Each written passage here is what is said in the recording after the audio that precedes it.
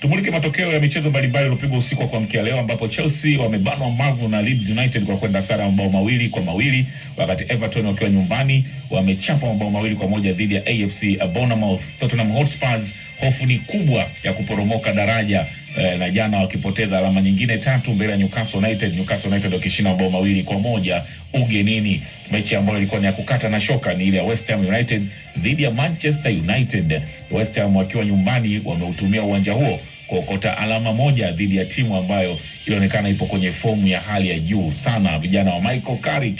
Huku kuna ahadi kwamba mchezaji mimi mshabiki mmoja aliahidi Frank Elliott kwamba endapo Manchester United jana wangeshinda angekwenda kunyoa nywele zake ambazo amezifuga kwa muda mrefu kweli, takriban siku 400 na ambazo zimeshapita bila yeye kunyoa. Akasema United wakipata ushindi atakwenda kunyoa nywele hizo ambazo zimekuwa nyingi kama wigi la Marwan Fellaini. Ilikuwa ni sababu ya United jana kutokupata ushindi? Ayubu Hinjo anatupitisha katika uchambuzi wa mchezo huo. Hinjo: ilikuwa mechi ambayo ina tension kubwa kwa sababu ya nafasi ambayo West Ham United wapo. Tunafahamu hapo kwenye nafasi ya hatari, hawapo kwenye nafasi nzuri ambayo unaweza kusema wangekuwa comfortable, labda hata kupoteza mchezo isingekuwa na athari kubwa kwa upande wao. Ni kati ya timu ambazo zimefanya vibaya sana msimu huu kwenye ligi kuu ya England, na kubwa zaidi tunaangalia namna gani ambavyo waliingia kwa approach kwenye au walivyoingia kucheza kwenye mechi ile. Kwa kiasi kubwa walijaribu kuziba njia ambazo zingeweza kuwapa uhuru wachezaji hatari wa Manchester United.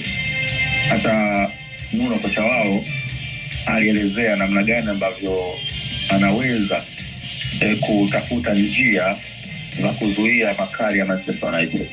Na kitu pekee ambacho tulikiona ni wachezaji wake kuwa karibu sana kujaribu kubana uwanja, kutoa njia. Ilikuwa inatoa kazi, mfano kwa Matheus Cunha kujaribu kupiga chenga mmoja na mwingine, kuna njia ya kupita, hata Amadi, hata Mbumo, hata Bruno Fernandes. Yani ilikuwa akiwa na mpira, mtu wa kwanza anayemuona ni mchezaji wa West Ham, hamuoni mchezaji wa Manchester United. Kwa hiyo kulikuwa na kazi kubwa sana ambayo wao waliipata United ya kujaribu kufungua njia za West Ham. Unadhani alifanya homework nzuri kocha Nuno, kocha ambaye anakinua kocha cha West Ham baada ya United kushinda mechi 4?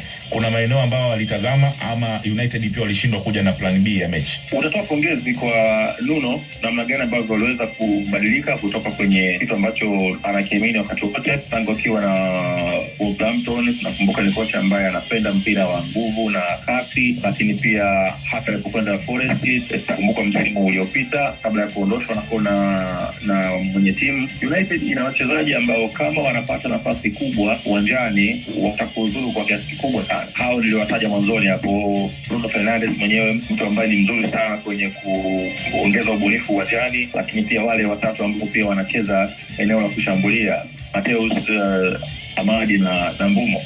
Ni kwa kiasi gani ambavyo walikosa utulivu kwenye mechi, ndicho kitu ambacho walichofanikiwa West Ham United. Lakini pia hata wao kujaribu kuwapa nafasi kubwa United kucheza, lakini nao kutumia mipira ya kushtukiza kwenda kwenye upande wao. Hata ukitazama goli ambayo Manchester ameruhusu, ni namna gani ambavyo wao walipoteza mpira na West Ham kujaribu kupita kwenda kupiga mpira kwenye nafasi ambazo zikaachwa na mabeki wa pembeni, Dalo sambamba na Luxo.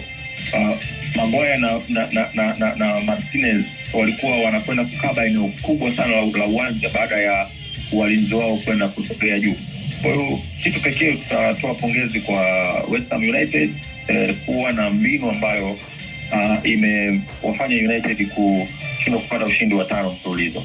Benjamin Sesko, mfungaji wa goli la United ambaye aliokoa aibu, huyu ameanza kusimenti kama mchezaji wa kikosi cha kwanza baada ya kustruggle kwenye mechi za kwanza. Sesko ni mshambuliaji mzuri sana. Ni ukitazama rekodi yake wakati anatoka Bundesliga, utaweza kusadiki namna gani ambavyo alikuwa bora sana kwenye kikosi cha RB Leipzig.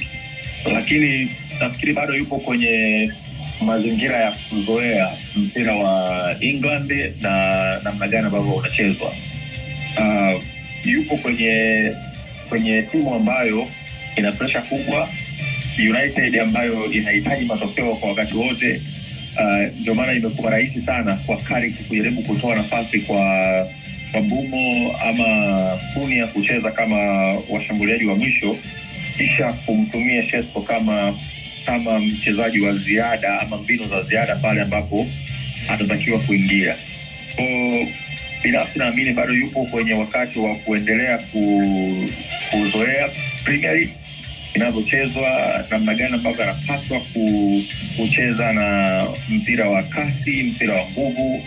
Bundesliga kidogo huo mpira haupo, ama unachezwa na timu chache sana kama Wolfsburg, labda Freiburg, lakini timu nyingi zinajaribu kucheza kwa kasi na kuacha nafasi kubwa. Kwa hiyo inakuwa rahisi kwa mshambuliaji kushambulia nafasi. Kwa Shesko naona bado yupo kwenye wakati wa kuendelea kuzoea Premier League. Inawezekana labda msimu ujao anaweza kupata nafasi kubwa zaidi ya kuwa kwenye kikosi cha kwanza kuliko msimu huu. Huyu ni Ayubu Hinjo, mchambuzi wetu hapa, akimulika kwa upande wa Manchester United ambao chupu jana waruhusu kichapo cha kwanza chini ya kocha Michael Carrick. Furaha sana kwa Manchester United baada ya sare hiyo, unbeaten. Glory Manchester United. Simba Sports Club imetoa taarifa rasmi kwamba baada ya kuwa sehemu ya kikosi chetu kwa misimu 4.5, Kibu Dennis, mkandaji, ameuzwa na sasa anakwenda kuanza maisha mapya nje ya klabu hiyo. Kibu Dennis ambaye alikuwa ni mchezaji wa Simba alijiunga na kikosi hicho akitokea Mbeya City, na moja kati ya moments zake ambazo alikuwa ndani ya Simba ilikuwa ni hii. Wanasachi tu pale, goli liko wapi?